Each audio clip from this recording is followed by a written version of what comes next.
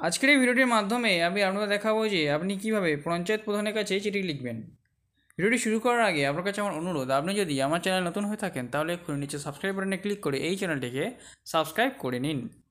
সবার প্রথমে আপনারা লিখবেন মাননীয় প্রধান, তারপরে সেই পঞ্চায়েত অফিসের নামটি দেবেন, তারপরে সেই পঞ্চায়েত অফিসের ঠিকানাটি দেবেন, তারপরে একটি তারিখ দেবেন, তারপরে লিখবেন বিষয়। বিষয়ের জায়গায় আপনি যেই কারণে চিঠি লিখছেন সেই কারণটি আপনি সেখানে উল্লেখ করবেন।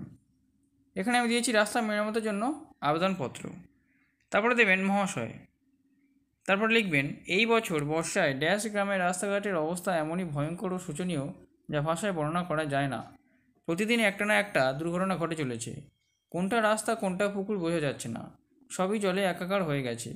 যেটুকু রাস্তা আছে তাতে হাঁটা কষ্টসাধ্য, এক হাঁটু কাদা নিয়ে পথ চলতে হয়। রাস্তাঘাটের এই অবস্থায় জনজীবন বিপর্যস্ত। গ্রামের লোকেরা নিজেদের সীমিত ক্ষমতা দিয়ে রাস্তাঘাট মেরামতের চেষ্টা করলেও স্বাভাবিক অবস্থা ফিরিয়ে আনা তাদের পক্ষে সম্ভব নয়। তাই রাস্তাঘাটের স্বাভাবিক অবস্থা ফিরিয়ে আনতে আপনার সাহায্য একান্ত কাম্য। তারপরে আপনার অনুমতি দিয়ে নিচে গ্রামবাসীদের স্বাক্ষর করিয়ে দেবেন।